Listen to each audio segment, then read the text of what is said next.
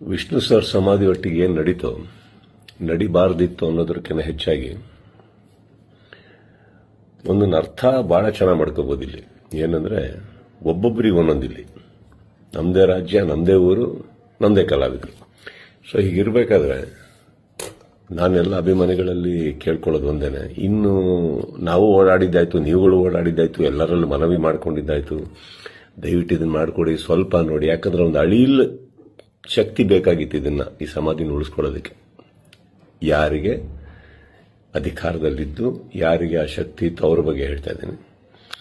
So ಅದು ಮಾಡಲಿಲ್ಲ ಅಂದಾಗ ಇನ್ನು ಅವ್ರನ್ನೆಲ್ಲ ವಿಷ್ಣು ಸರ್ನ ನಾವು ನೋಡಿ ಬೆಳ್ಕೊಂಡು ಬಂದಮೇಲೆ ಒಂದಂತೂ ನಾವು ಕಲೀಲೇಬೇಕಾಗಿರೋದು, ಇನ್ನು ಭಿಕ್ಷೆ ಮಾಡೋ ಅವಶ್ಯಕತೆ ಇಲ್ಲ, ಕೇಳ್ಕೊಳ್ಳೋ ಅವಶ್ಯಕತೆ ಇಲ್ಲ, ಕೇಳೋ ಅವಶ್ಯಕತೆನೆಲ್ಲ ಮುಗಿದೋಯ್ತಲ್ಲ.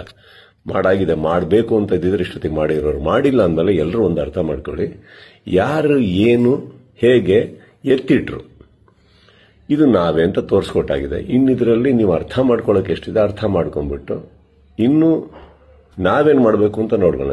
ಈಗ ಮೊನ್ನೆ ನಾವು ವೀರಕಪುತ್ರ ಶ್ರೀನಿವಾಸ ಅವ್ರ ಥರನೂ ಮಾತಾಡ್ತಾ ಇದ್ದೆ. ಅವರು ಒಂದಿಷ್ಟು ಯೋಜನೆಗಳು ಹಾಕೊಂಡಿದ್ದಾರೆ, ಆದಷ್ಟು ದೊಡ್ಡ ಒಂದು ಪ್ರತಿಮೆ ಕಟ್ಟಬೇಕು ಅಂತ ಇದ್ದಾರೆ.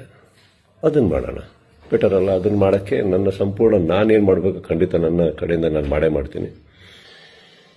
ಎಲ್ಲರಿಗೂ ಒಂದು ನೋವಾಗಿದೆ ಅನ್ನೋದೊಂದು ಗೊತ್ತು. ರಾತ್ರಿ ಅದು ನಡೆದಾಗ